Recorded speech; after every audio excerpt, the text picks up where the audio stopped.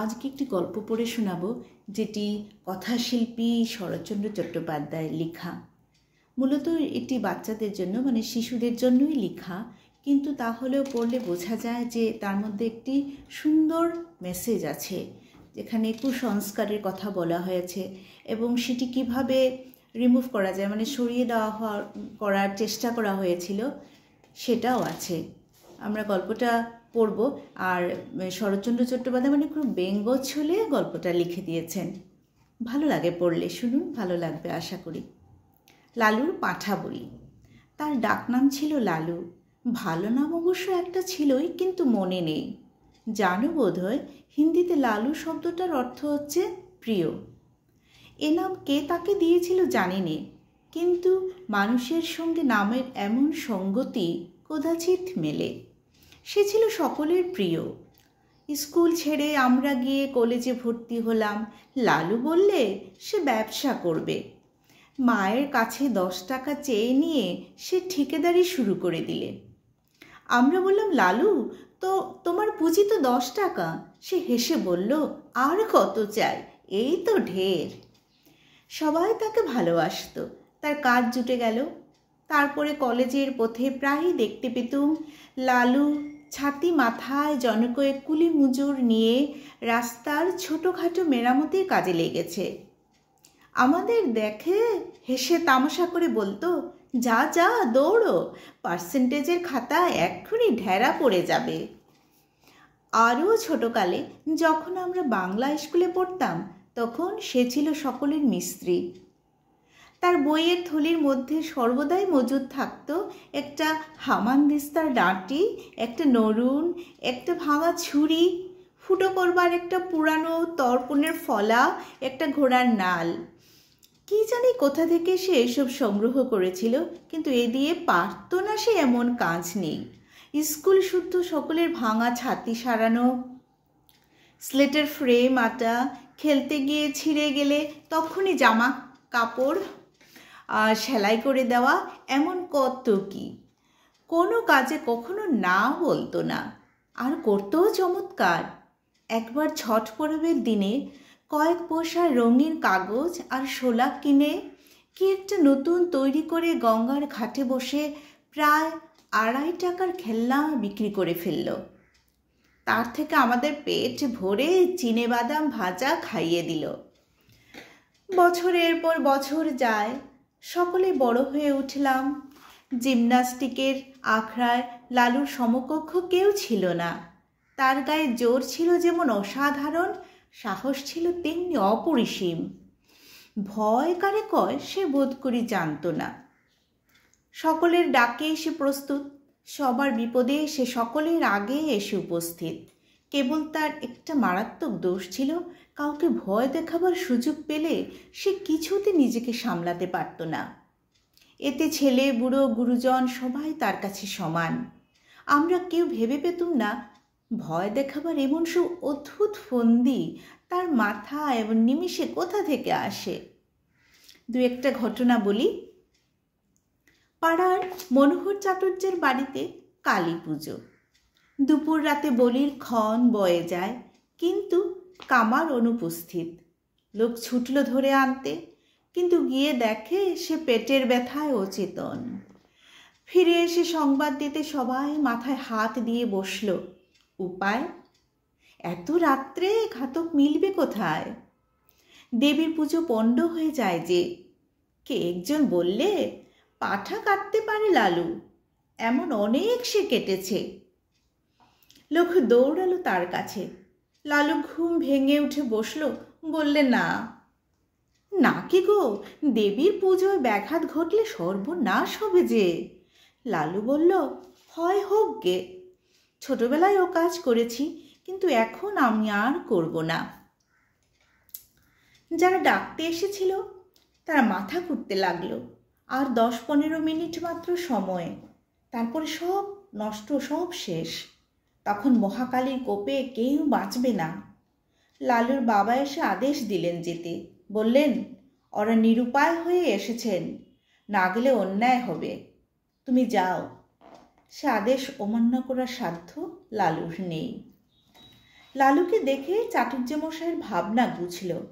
সময় নেই, তাড়াতাড়ি পাঁঠা উৎসর্গিত হয়ে কপালে সিঁদুর, গলায় জবার মালা পরে হাঁড়ি কাঠে পড়ল। বাড়ি শুদ্ধ মা মা রবের প্রচণ্ড চিৎকারে নিরুপায় নিরীহ জীবের শেষ আর্তকণ্ঠ কোথায় ডুবে গেল। লালুর হাতের খড়গ নিমিষে ঊর্ধ্বোত্থিত হয়ে সজুরে নামল। তারপরে বলির ছিন্ন কণ্ঠ থেকে রক্তের ফোয়ারা কালো মাটি রাঙা করে দিল। লালু ক্ষণকাল চোখ বুজে রইল। ক্রমশ ঢাক, ঢোল, কাশের সংমিশ্রণে বলির বিরাট বাজনা থেমে গেল। যে পাঁঠাটা অদূরে দাঁড়িয়ে কাঁপছিল, আবার তার কপালে চড়ল সিঁদুর, গলায় দুলল রাঙা মালা। আবার সেই হাঁড়ি কাঠ, সেই ভয়ঙ্কর অন্তিম আবেদন, সেই কণ্ঠে সম্মিলিত মা মা ধ্বনি। আবার লালুর রক্তমাখা খাড়া উপরে উঠে চক্ষের পলকে নিচে নেমে এলো। পশুর দ্বিখণ্ডিত দেহটা ভূমি তোলে বার কয়েক হাত পা আছড়ে কি জানি কাকে শেষ নালিশ জানিয়ে স্থির হলো। তার কাটা গলার রক্তধারা রাঙামাটি আরও খানিকটা রাঙিয়ে দিলে। ঢুলিরা উন্মাদের মতো ঢোল বাজাচ্ছে। উঠানে ভিড় করে দাঁড়িয়ে বহু লোকের বহু প্রকারের কোলাহল। সম্মুখের বারান্দায় কার্পেটের আসনে বসে মনোহর চাটুর্যে মুদ্রিত নেত্রে ইষ্টনাম জপে রত। অকস্মাৎ লালু ভয়ঙ্কর একটা হুঙ্কার দিয়ে উঠল। সমস্ত শব্দ সারা গেল থেমে। সবাই বিস্ময়ে স্তব্ধ। এ আবার কি? লালুর অসম্ভব বিস্ফারিত চোখের তারা দুটো যেন ঘুরছে। চেঁচিয়ে বললে, আর পাঠা কই? বাড়ির কে একজন ভয়ে ভয়ে জবাব দিলে, আর তো পাঠা নেই, আমাদের শুধু দুটো করেই বলি হয়। লালু তার রক্ত মাখা খাড়াটা মাথার উপরে বার দুই ঘুরিয়ে ভীষণ কর্কশ কণ্ঠে গর্জন করে উঠল, নেই পাঠা? সে হবে না, আমার খুন চেপে গেছে। দাও পাঠা, নইলে আজ আমি যাকে পাবো ধরে নরবলি দেব। মা মা জয় কালী বলে একটা মস্ত লাফ দিয়ে সে হাঁড়ি কাঠের এদিক থেকে ওদিক গিয়ে পড়ল। আর তার হাতের খাড়া যখন বন বন করে ঘুরছে, তখন যে কাণ্ড ঘটল ভাষায় বর্ণনা করা যায় না। সবাই একসঙ্গে ছুটল সদর দরজার দিকে, পাছে লালু ধরে ফেলে। পালাবার চেষ্টায় বিষম ঠেলাঠেলি হুড়োহুড়িতে সেখানে যেন দক্ষযজ্ঞ ব্যাপার বেঁধে গেল। কেউ পড়েছে গড়িয়ে, কেউ হামাগুড়ি দিয়ে কারো পায়ের ফাঁকের মধ্যে মাথা গলিয়ে বেরোবার চেষ্টা করছে, কারো গলা কারো বগলে চাপের মধ্যে পড়ে দম আটকাবার মতো হয়েছে। একজন আরেকজনের ঘাড়ের উপর দিয়ে পালাবার চেষ্টায় ভিড়ের মধ্যে মুখ থুবড়ে পড়েছে। কিন্তু এসব মাত্র মুহূর্তের জন্য, তারপরে সমস্ত ফাঁকা। লালু গর্জে উঠল, মনোহর চাটুর্যে কই? পুরুত গেল কোথায়? পুরুত রোগালো। সে গণ্ডগোলের সুযোগে আগেই গিয়ে লুকিয়েছে প্রতিমার আড়ালে। গুরুদেব কুশাসনে বসে চণ্ডী পাঠ করছিলেন। তাড়াতাড়ি উঠে ঠাকুর দালানের একটা মোটা থামের পেছনে গা ঢাকা দিয়েছেন। কিন্তু বিপুলায়তন দেহ নিয়ে মনোহরের পক্ষে ছুটাছুটি করা কঠিন। লালু এগিয়ে গিয়ে বাঁ হাতে তার একটা হাত চেপে ধরলে, বললে, চলো হাঁড়ি কাঠে গিয়ে গলা দেবে। একে তার বজ্র মুষ্টি, তাতে ডান হাতে খাড়া। ভয়ে চাটুর্যের প্রাণ উড়ে গেল। কাঁদো কাঁদো গলায় মিনতি করে লাগলেন, বললেন, লালু বাবা, স্থির হয়ে চেয়ে দেখো, আমি পাঠা নই, মানুষ। আমি সম্পর্কে তোমার জ্যাঠামশাই হই, আর তোমার বাবা আমার ছোট ভাইয়ের মতো। সে জানি নে, আমার খুন চেপেছে, চলো তোমাকে বলি দেব, মায়ের আদেশ। চাটুর্যে ডুকরে কেঁদে উঠিলেন, না বাবা, মায়ের আদেশ নয়, কখনো নয়, মা যে জগৎ জননী। লালু বললে, জগৎ জননী? সে জ্ঞান আছে তোমার? আর দেবে পাঠা বলি? ডেকে পাঠাবে আমাকে পাঠা কাটতে, বলো। চাটুর্যে কাঁদতে কাঁদতে বললেন, কোনো দিন নয় বাবা, আর কোনো দিন নয়। মায়ের সম্মুখে ৩ সত্যি করছি, আজ থেকে আমার বাড়িতে বলি বন্ধ। ঠিক তো? ঠিক বাবা, ঠিক, আর কখনো না। আমার হাতটা ছেড়ে দাও বাবা, একবার পায়খানায় যাব। লালু হাত ছেড়ে দিয়ে বললে, আচ্ছা যাও, তোমাকে ছেড়ে দিলাম। কিন্তু পুরুত পালালো কোথা দিয়ে? গুরুদেব সে কই?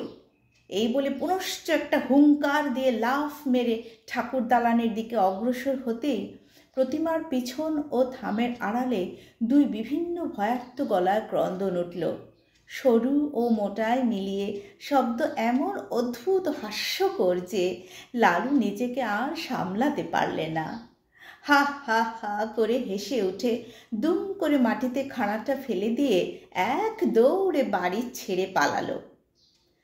তখন কারো বুঝতে বাকি রইল না খুন চাপাটাপা সব মিথ্যে, সব তার চালাকি। লালু শয়তানি করে এতক্ষণ সবাইকে ভয় দেখাচ্ছিল। মিনিট 5 মধ্যে যে যেখানে পালিয়েছিল ফিরে এসে জুটল। ঠাকুরের পুজো তখনও বাকি, তাতে যথেষ্ট বিঘ্ন ঘটেছে এবং মহা হইচই কলরবের মধ্যে চাটুর্যমশাই সকলের সম্মুখে বারবার প্রতিজ্ঞা করলেন, ওই বজ্জাত ছোড়াটাকে যদি না কাল সকালেই ওর বাপকে দিয়ে 50 ঘা জুতো খাওয়ায় তো আমার নাম মনোহর চাটুর্যে নয়। কিন্তু জুতো তাকে খেতে হয়নি। ভোরে উঠেই সে যে কোথায় পালালো 7-8 দিন কেউ তার খোঁজ পেলে না। দিন 7 পরে একদিন অন্ধকারে লুকিয়ে মনোহর চাটুর্যের বাড়িতে ঢুকে তার ক্ষমা এবং পায়ের ধুলো নিয়ে সে যাত্রা বাপের ক্রোধ থেকে নিস্তার পেল। কিন্তু সে যাই হোক, দেবতার সামনে সত্য করেছিলেন বলে চাটুর্যে বাড়ির কালী পুজোয় তখন থেকে পাঠা বলে উঠে গেল। কেমন লাগলো গল্পটা আমাকে কমেন্ট করে জানাবেন প্লিজ। আমি অপেক্ষায় থাকবো, আপনাদের অনেক ভালোবাসা পাচ্ছি, আর আরও অনেক কিন্তু কমেন্ট করতে হবে। আজ আসি, টাটা।